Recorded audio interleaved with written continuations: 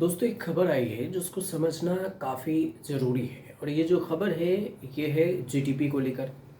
GDP पर सवाल ये उठ रहा है कि अचानक से भारत की जीडीपी बढ़ कैसे गई है। हाँ, बिल्कुल सही सुन रहे हैं आप, भारत की जीडीपी बढ़ गई है। ज़्यादा आपको इसमें विस्तार से इस वीडियो में बताएंगे। कुछ रिपोर्ट है जिसको हमने सामने रखा है और उसके बारे में आपको बताएंगे।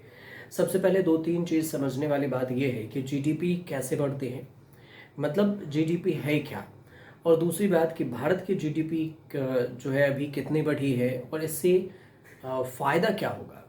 ये मेन जो मुख्य सवाल है, इसी मुख्य सवाल को समझना ज़रूरी है। आसान भाषा में हम कोशिश करते हैं आपको कि समझ में आ जाए।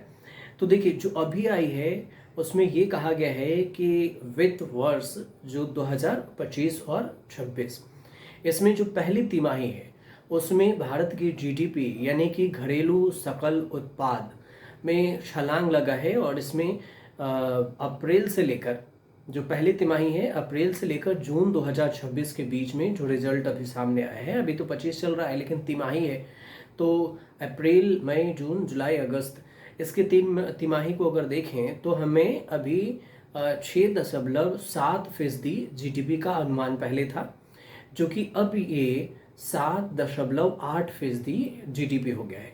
जो अनुमान था उससे एक ज़्यादा है। तो इसका मतलब ये हुआ कि हमारे आर्थिक गाड़ी जो है देश की, वो बिल्कुल सही दिशा में चल रही है, लेकिन सही पटरी पर भी चल रही है। जीडीपी के देखें तो 5 तिमाही में सबसे बेहतर है। जाहिर है कि इसकी जो बढ़ने की दिशा है उसको समझना जरूरी होगा कि क्यों है।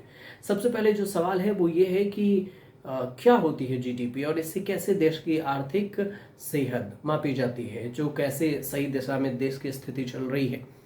तो देखिए, जीडीपी जिसे आप सकल घरेलू उत्पाद कहते हैं, इसको किसी भी देश में एक निश्चित समय अवधि होती है और उसमें जो उत्पादित सभी वस्तुओं और सेवाओं को का जो मूल्य है उसको मापा जाता है। और इससे किसी भी देश की आर्थिक सेहत का सबसे कम पैमाना होता है।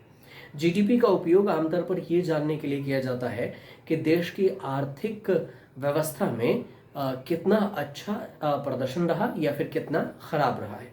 जीडीपी में बढ़ते संकेत ये भी है कि देश में आर्थिक गतिविधियां तेज है, रोजगार और उत्पादन बढ़ रहे हैं और लोगों का जीवन सुधर रहा है। ये जीडीपी का मायने मतलब समझा जाता है, लेकिन इसका मतलब ये भी नहीं होता कि जीडीपी बढ़ रहा है तो रोजगार बढ़ रहे हैं, ऐसा भी नहीं माना जाएगा, क्योंकि रोजगार की गति में तो कमी ही है भारत में। अब अगर जीडीपी गिरती है या फिर बढ़ती है तो इसका मतलब ये होता है कि अर्थव्यवस्था सुस्त पड़ी हुई है और इसका असर रोजगार में, आय में और इसके अलावा महंगाई में, निवेश में, सरकारी योजनाओं में, इन सब सेक्टर में पड़ता है। जीडीपी के आंकड़े ये भी बताते हैं कि सरकार की नीतियां, व्यापार और माहौल, देश की आर्थिक स्थिति किस तरह से सही है। अब भारत की जो पिछली तिमाही की जीडीपी है 7.8% है, तो इसका मतलब क्या हुआ। तो जो छलांग लगा है इसमें जो 7.8% की वृद्धि हुई है, इसमें इसे ये भी देखा जा सकता है कि पिछले साल की जो तिमाही थी 2024 की, उस तिमाही में 6.5% अनुमान था, इसमें से काफ़ी बेहतर भी आया है। और इससे ये भी पता चलता है कि निवेश अच्छी हो रही है। तो सवाल ये भी है कि ये क्यों हुआ है, किस तरह से जीडीपी अचानक से बढ़ा है। तो ये जो फैक्टर है कुछ कारक पर निर्भर होता है, कुछ कारण पर निर्भर होते हैं। और इस फैक्टर को अगर समझे तो सबसे पहले होता है हमारे कृषि क्षेत्र, सर्विस सेक्टर और उत्पाद होता है। लोगों की जेब पर कितने असर पड़ रही है ये भी होता है। इंफ्रास्ट्रक्चर पर सरकार का खर्च और निर्यात, इस पर भी असर होता है। और इसके 5 प्रमुख कारों की जो स्थिति है उसको अगर समझे, जो 5 प्रमुख कारण हैं उसमें से सेवाएं जो हैं, सेवाएं क्षेत्र में मजबूत, जैसे कि आईटी सेक्टर है या फिर वित्तीय सेक्टर है या फिर जो अन्य आधारित सेक्टर होंगे, उसमें योगदान होना चाहिए भारत की अर्थव्यवस्था का। इन सब सारे सेक्टर का बड़ा महत्व रहता है। दूसरी बात है सरकारी खर्च है, पब्लिक निवेश है, इसमें बढ़ोतरी होनी चाहिए, जैसे इंफ्रास्ट्रक्चर हो, विकास की परियोजना हो, इन सब में। तीसरी है कि निर्यात में तेजी होनी चाहिए, तो इसकी भी बात होती है। दूसरी है कि कम मुद्रास्फीति होनी चाहिए और दूसरा एक और चीज़ है जो कृषि और संबंधित जो क्षेत्र हैं, जैसे फसल हुई है, तो ग्रामीण अर्थव्यवस्था में इसका योगदान अच्छा होना चाहिए। तो इन सारे कारण से इस जीडीपी को मापा जाता है और ये सारे फैक्टर जीडीपी को मापने में इन्वॉल्व होते हैं। ये तो आप समझ गए। अब ये समझते हैं कि क्या भारतीय अर्थव्यवस्था के जो लचीले होने के कारण ये संभव हुआ है। भारत की जो अर्थव्यवस्था है वो लचीला ढंग से भी चल रहा है, तो हुआ है क्या? तो इसमें सबसे बड़ी बात ये भी है कि जो सामने अभी हमारे आर्थिक स्थिति की चुनौतियां हैं, जैसे वो अमेरिका से टैरिफ रेट हो, इन सब को लेकर, तो भारत की जो बड़ी मजबूती उसका आर्थिक जो है वो लचीलापन है। अब मतलब ये है कि भारत में ये क्षमता है कि वह समय के हिसाब से उन चुनौतियों में तालमेल बिठाता है कि जिस हिसाब से समय, उस हिसाब से लोगों में मनोबल भी और बिजनेस में भी ढलना चढ़ना उतरना ये भारत ने सीख लिया है। अब इससे फायदा क्या होगा? तो देखिए, जीडीपी में जो उछाल है, इससे फायदा क्या होगा? तो अर्थव्यवस्था और समाज को मजबूती मिलेगी, मसलन रोजगार बढ़ेंगे और लोगों की जेब पर असर कम पड़ेगा। रोजगार बढ़ेगा, आय बढ़ेगी, जीवन के स्तर में सुधार आएगा और जो दुनिया में स्थिति है वो मजबूती से आगे बढ़ेगी भारत की। कहा ऐसा जा रहा है कि 2030 तक तीसरी सबसे बड़ी अर्थव्यवस्था भारत बन जाएगी। अब 50% जो अमेरिका का टैरिफ है, इसके साथ ये भी समझ लीजिए कि जीडीपी बढ़ रहा है, लेकिन 50% अमेरिका के टैरिफ से जीडीपी ग्रोथ पर क्या असर पड़ेगा क्या?